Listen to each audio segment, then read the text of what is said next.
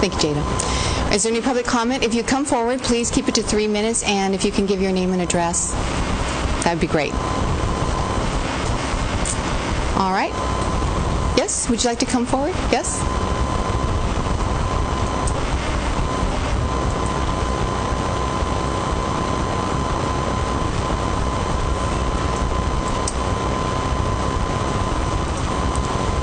Dennis O'Neill. I reside at 109 Talcott Street, Sedro-Woolley, and I just about couldn't find my way up here. It's been so long. But anyway, I have a couple questions. There was a printout that on the library bond that's going to be out, and I'm not really sure who's supposed to be paying that, but I found it interesting only the principal was given, not the interest, which is basically the interest is a lot higher than principal, and I found it a sort of amazing presentation. I don't know what point there was in putting it out without the full payment, but evidently somebody has something going on there, but I don't know what it is. I'm always sort of disappointed when I can't hear anything about what the budget's going to look like in the middle of the year. I know you can move money from one account to another, but it doesn't seem like we're going to have enough money to run the city this year with, of course, the Ford garage. I don't know what they contributed to the budget as far as revenue projections. I'd be interested in knowing that. We just went, I didn't make it after the, I've been having flu and everything else going on, but so I didn't make it the last couple meetings, but I heard that everybody was sort of patting themselves on the back after the response to the last snowstorm, and I found it interesting because I was reading Aaron Berg's presentation in City Scene about as soon as there was going to be a 2-inch accumulation of snow, the equipment was going to be on the street, and I didn't see it. I didn't see any equipment for 4 days. But I know I just about broke my neck crossing in front of Woolley Market over to Hallelujah one day, and I didn't see very many people out walking. I didn't even see Chuck out walking anywhere. I'm just sounding off a little bit. I don't know what kind of snow removal equipment we've got, but the only thing I did see was a couple of front-end loaders, which aren't really snow equipment, but I know we can't afford much better than that, but it would have been nice to see it out. I know the city realized the streets weren't all that great because they canceled the garbage and the recycling pickup. It was too difficult to get the trucks out. At the same time, we were being told everything just fine, but a lot of people couldn't get their cars out very well either. It was pretty slick on the intersections. I didn't see any sanding being done. I was disappointed we couldn't at least have a few pickups out there throwing sand at the intersections. I think Tennessee is to pat ourselves on the back before it's warranted. I'm disappointed that more wasn't done. And, of course, anybody that knows me knows I'm always too negative. Right, Jermaine? But I do really enjoy seeing Carl and Chuck and Jermaine out in the public quite a bit. And of course, Carl and Chuck are always over at Senior Citizen Center, either volunteering or at least showing up, and I appreciate that. I know you're all looking at possibly getting a raise, and I think it's warranted. I think it's past due. I think for $500 a month, that's an awful lot stretching for you all, and I think it should be higher. I hope you get it. I think every one of the councilmen earned it by getting out in the public and not being self-interest, but just being out there and contributing and talking it up. So I appreciate it. Thank you. Anyone else? Okay.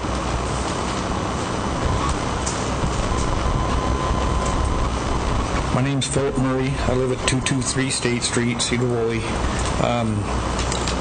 Your pamphlets that you pick up when you walk in, first time I've seen them, the school wants to put up a billboard with the city, and it's electronic, and what is that, Central School has one, and I sit there, I can't even read the thing. It goes so fast, the color, I have to sit there and read it. Next time it comes around, flips around. I don't like them, and it seems like a free rock would cost the city $70,000 or the school $70,000. Somebody throwing a rock through this thing, and it just seems like it could be a waste of money pretty easily. Thank you. All right. Anyone else? Okay. Okay, it is 7:38, and I am going to close public comment, and we will move on to unfinished business, the Emergency Operation Plan. This is the second reading, and if you choose to make a motion, it will be Ordinance 1922-19. So, Aaron? Yeah, so the only change made from the last reading was the addition. You can't hear me very well, can you? You're frowning at me. See Dennis, but you know, I figure you don't frown at me as much, so I'll try to talk closer here. So the only change made from the last reading was the proposed addition of language regarding the primary role of the city council member, which you can see on page 134 of the packet. And that's really it. So unless there are other questions, or if the city council would like to make any other changes, you know, this plan would be ready for adoption tonight with that additional language. Okay. If there are no... Jermaine, did you want to say something? I just make the motion. Okay, go ahead. Motion to adopt ordinance, I forget. It's 1922-19. 1922-19. An ordinance amending WMC 2.40 and adopting an updated emergency plan. So we have a motion by Councilwoman Cornegay and seconded by Councilman Owen. Any discussion? All in favor? Aye. Opposed? Okay. Motion carries. Moving on to new business, we are going to have a presentation here from the Home Trust of Skagit Community Development Block Grant. I don't know if this is Jody Dean Monroe who's going to be presenting this, or Paul Sessler. Okay.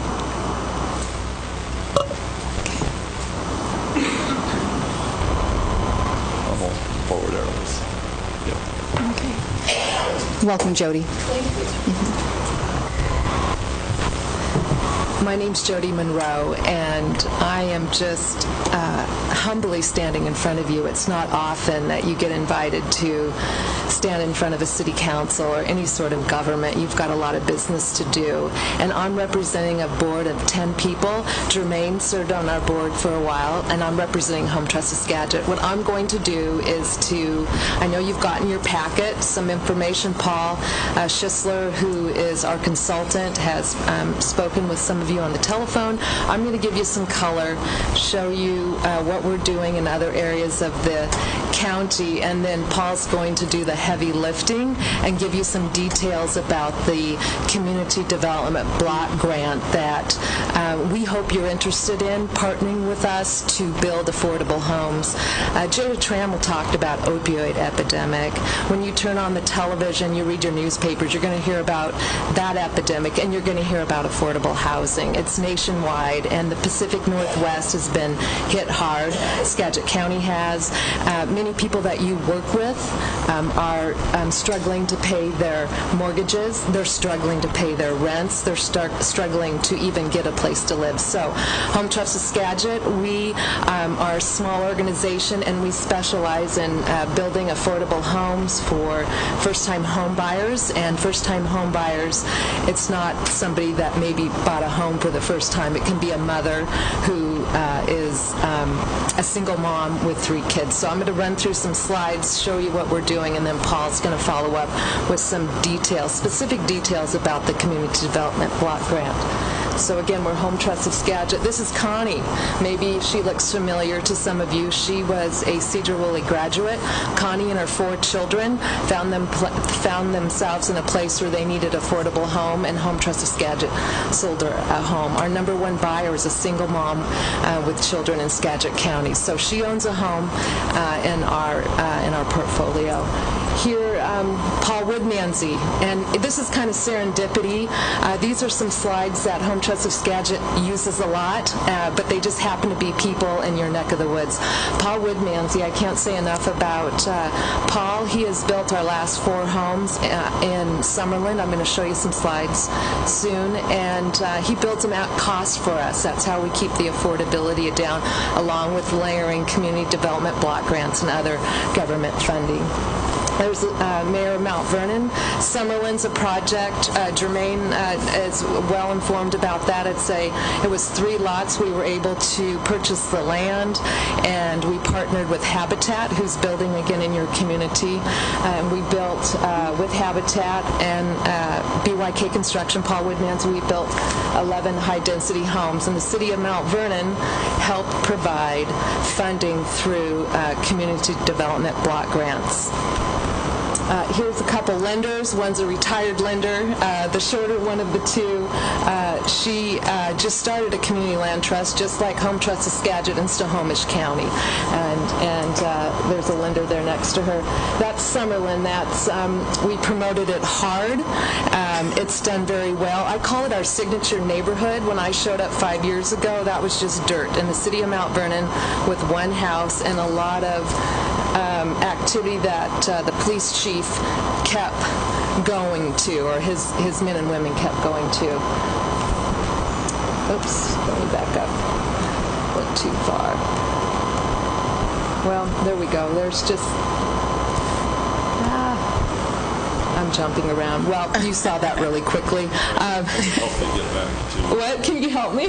There we go. Okay, so there's just, a lot of times I'm trying to come up with another word about affordability or affordable homes, because our buyers and the homes we're building look like everybody's home. It's not...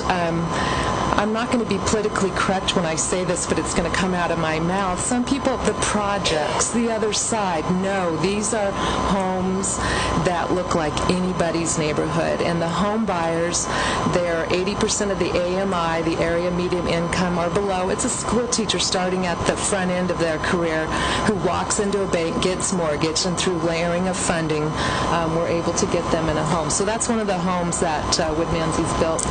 There's home buyers. They're picking their finishing pieces in their home.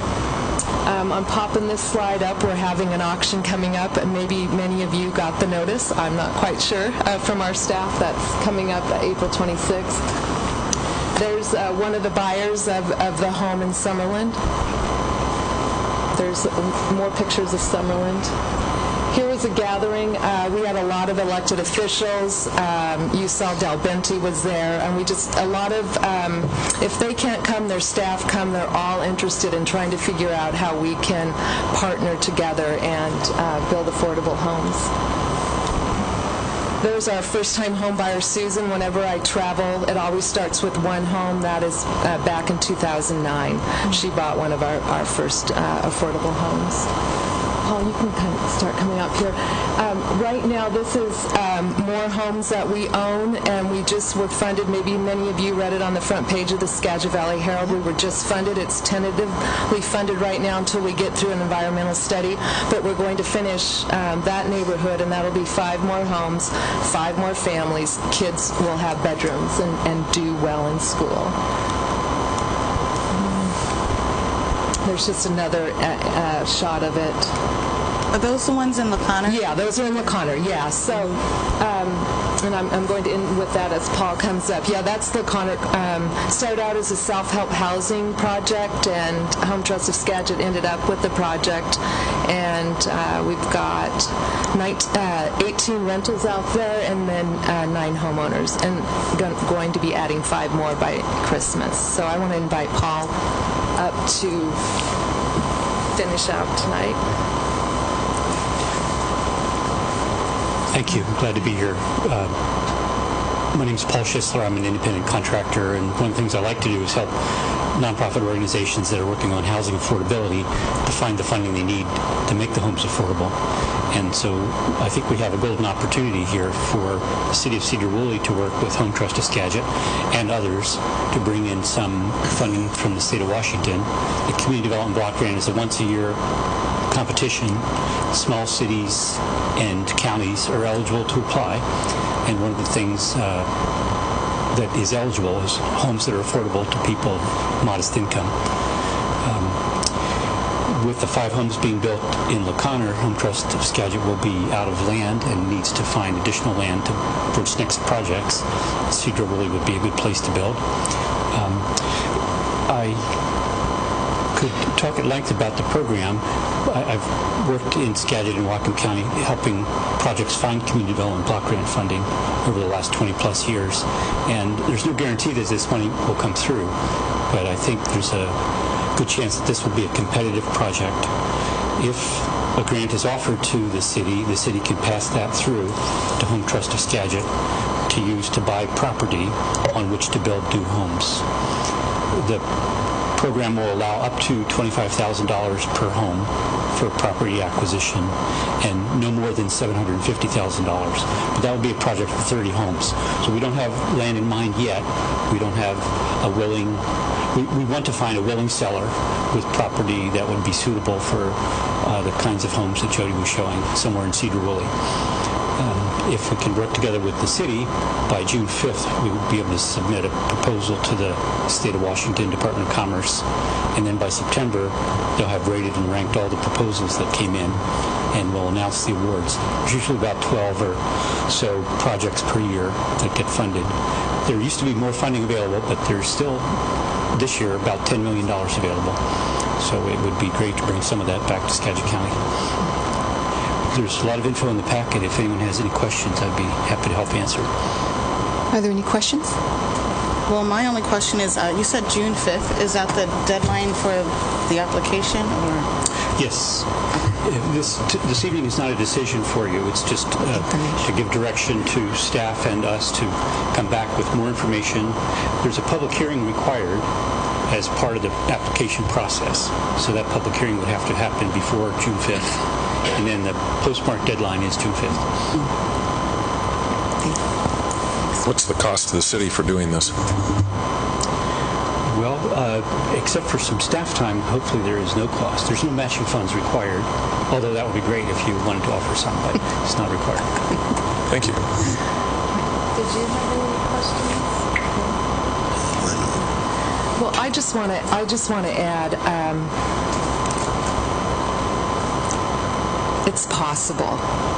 It's possible to add more homes to your community for people who live, shop, work, and travel your streets here. And I'm a farm girl. And when I took this job 5 years ago, we just started talking about the lack of housing. And I didn't know that I believed in the program, but I took the job because there was a fabulous board of directors that believed in the program.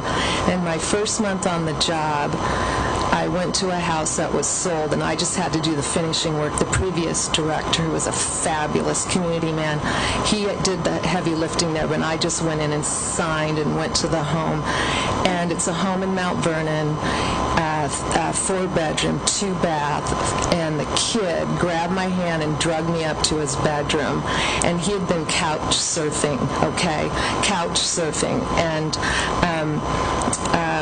I'm just here to tell you, if you're skeptical and you need more fine detail, I would really, really like to provide that at another time so we can get some more houses in your community for kids that I met my first month on the job. And I'm a believer. I've seen dirt that I showed you. There was dirt when I showed up. Now there's 11 homes there, and there's 11 more families and homes. So anyway, we can help you and answer questions. We have all the fine detail, and it's not going to cost the city a lot of money at all, just a little staff time, but it's going to cost Home Trust of Skagit a lot of heavy lifting to pull it off, and we're very, very good at it. So thank you for your time tonight. I really appreciate it. I think it's something that I want to reemphasize, because I think it's really important, is that these individuals are people who are working. Yeah, absolutely. And, for whatever situation or circumstance caused them to end up in their car or to couch surf, live with other family or relatives, that's not important. What happens is that these people are working, they're wanting a place where they can live, they want a place where they can raise their children. And so they're not unlike you or I, really.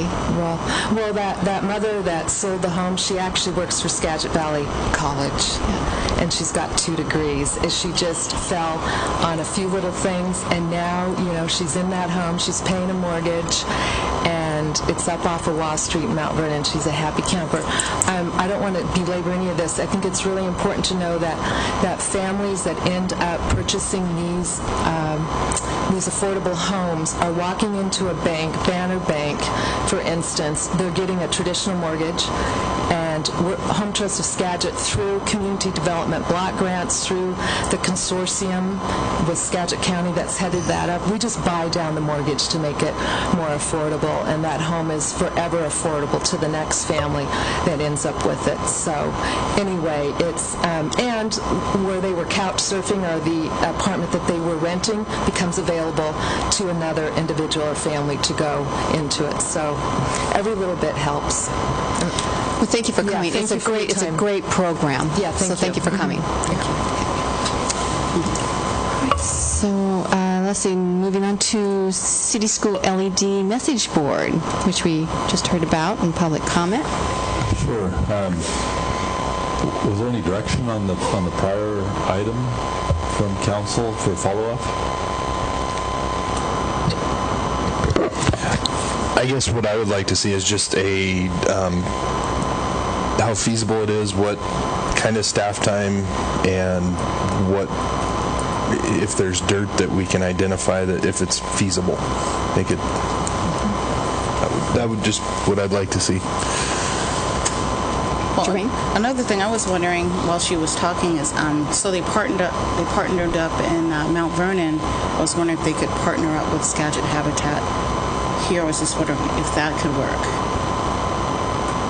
Well, we happen to have them in the audience for that. That's sort of a head shake or a nod. Is Habitat a potential partner to construct homes in the Sedro-Woolley? That's what I figured. All right, so it's not, I guess what I was trying to gauge from a staff standpoint is there interest to see this on your agenda again? It's a fairly short time frame, so if Sedro-Woolley is not interested, I've got hope that Home Trust would be going to another city to make the same pitch to make their June 5 deadline. The workload is primarily theirs to build the package, so we could certainly get more detail as to what exactly are you thinking where, and what exactly does it take from the city to be your applicant, and bring that back to you. Is that something you want to see at the next meeting, or something like that? Okay, that's exactly what I appreciate. That. That's helpful. Okay. Thank you. So, city message board? Yes. All right. So, yes, the city council, of course, is well aware of this. This has been an item on the city school. Oh, yeah, let me drop that off the screen.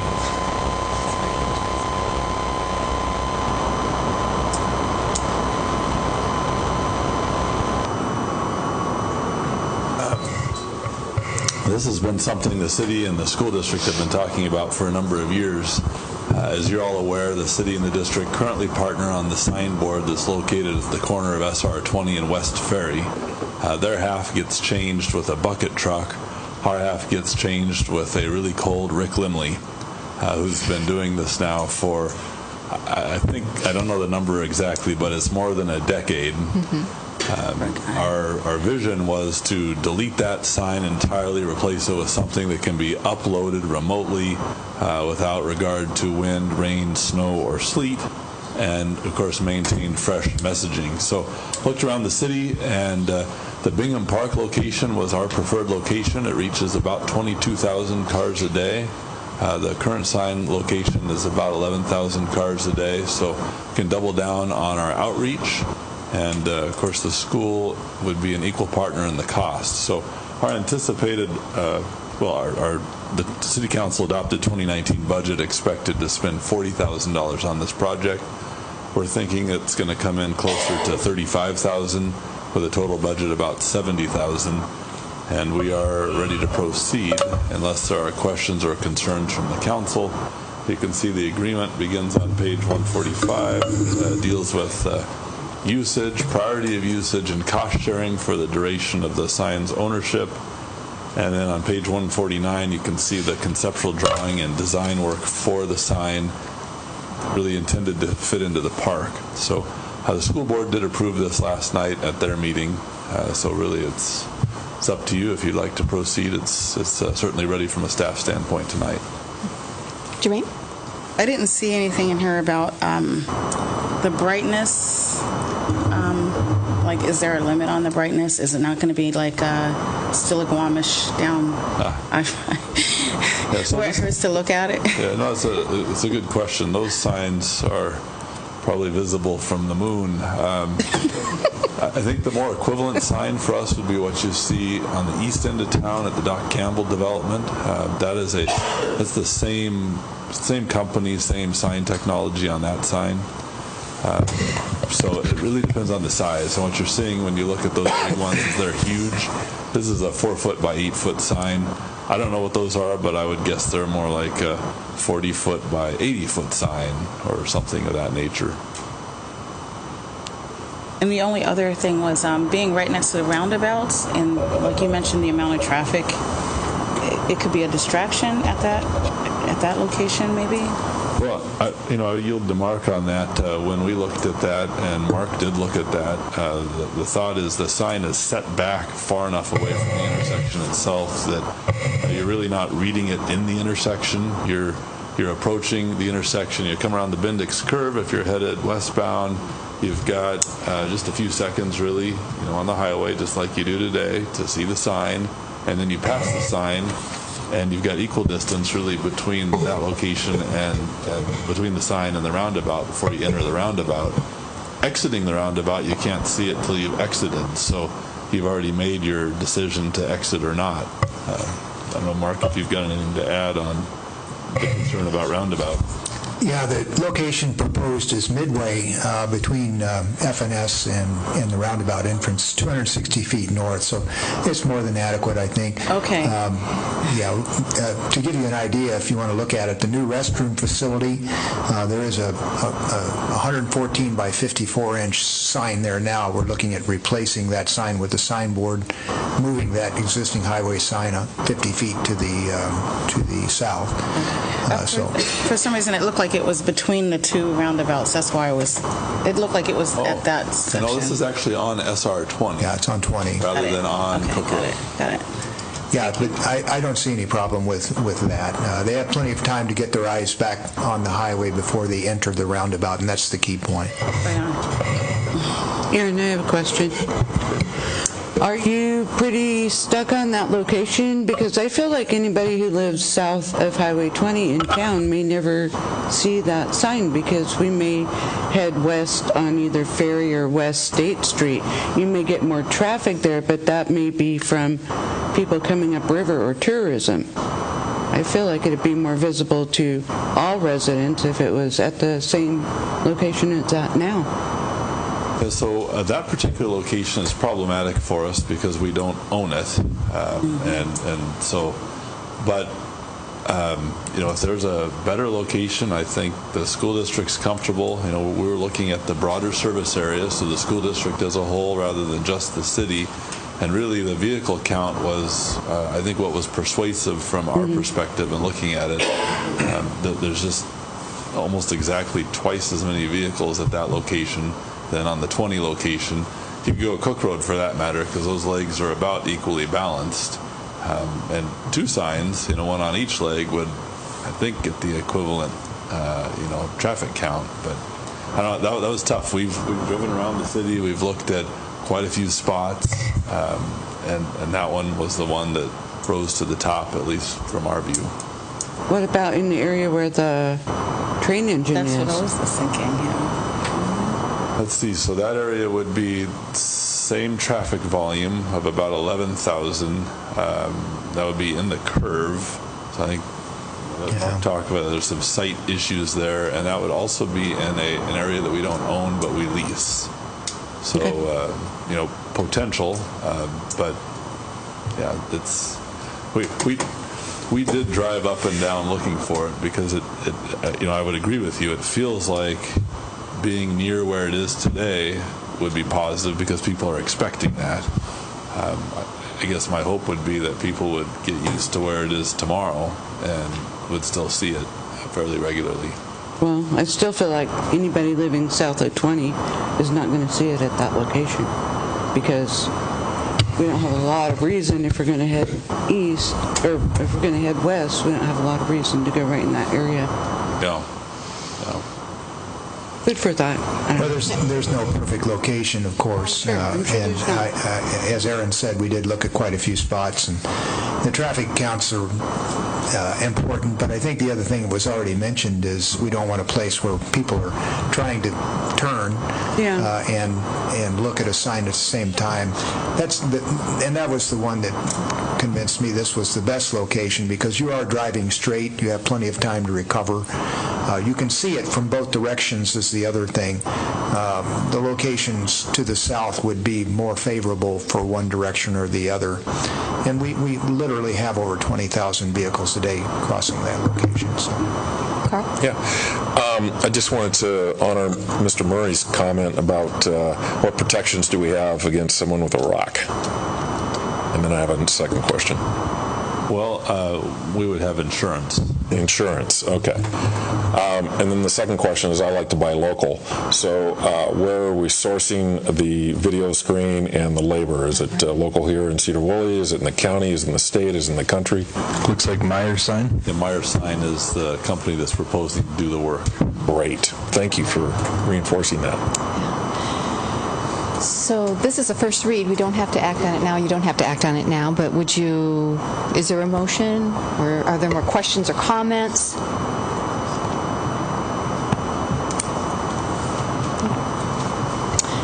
All right, so... Was this something you want to see again? I mean, the school passed it last night.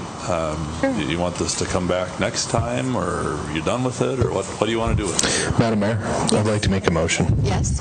I motion to approve the attached agreement between the city and the school district for funding, construction, and operation of the new electronic message board. Do I have a second? Okay, so motion dies. We still do talk about it again next meeting, right? It still comes on. Okay. Up to you. Yeah. What do you all? This is in your 2019 adopted budget. So do you want to see this again, or do you? Yeah, I think that by the next meeting, we'll maybe have time to think of it. Can I ask what we propose to accomplish? Are we looking for it, just so I can, I guess, go at this with an open mind, are we looking for a new location, a new vendor, a bigger sign, just so we can all be of the proper mindset going forward? I'm curious about another location like Brenda was talking about, but I mean the location here is okay, but I'm just curious if there might be another. I know. I guess we would have to have a suggestion. The ones that we've talked about, we've all looked at pretty closely, and so from my perspective, I wouldn't be able to bring you a better suggestion at this point, I think, for a location. And this is something that's been, you have been looking for several months. This isn't something that just came up. This has been conversation that's been happening quite a while.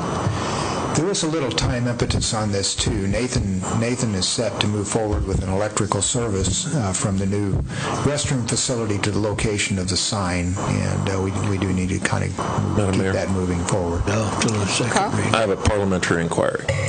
So that motion died because it did not have a second, correct? What is the proper procedure to, it would not be a reconsideration because it was not considered and failed, and you'd need someone from the negative to reconsider, but what is it? I thought it was going to get seconded and we were going to have discussion, but it didn't happen and it died of a second. What are our options? Well, I think you can make another motion. Awesome. Madam Mayor, I'd like to make a motion. All right, motion made by Councilman Couch. Is there a second? Second. Okay, seconded by Councilman DeYoung. Any more discussion? All in favor? Aye. Opposed? Opposed. Okay, so we have 4 in favor and 1 opposed by Councilwoman Kinzer. Motion passes. All right. The salary increase for city council members. This is a first reading. There does not have to be action on it tonight. Turn it back over to you, Aaron. Bond ordinance? It'll be ordinance 1923-19. Yes, so Doug's at the conference tonight, so the bond ordinance is a first reading. This was drafted by our bond counsel out of Seattle. I will not pretend to be bond counsel. The work they do is super important, but kind of boring. So we'd like to address, I guess it would be Dennis's question. He's wondering, well, why doesn't it have more detail? So the bond ordinance is what specifically authorizes the issuance of a general obligation bond of the city. You can see it's detailed. It's very legalese oriented. That's what's required to be compliant with a tax-exempt bond issuance. The question about, well, what does it actually cost? Well, we don't know what the interest is because when we sell bonds, we sell them in the marketplace. So the interest rate is estimated at this point, and it's actually quite a bit more complicated than just what's the number. You know, it's not going to a bank and getting a number. We believe that the result of this will be consistent with the budget for the library project and consistent with the Q&A that was issued back in the time period that you were interested in this, Dennis, and that the total, the total of all payments made will be approximately $7 million.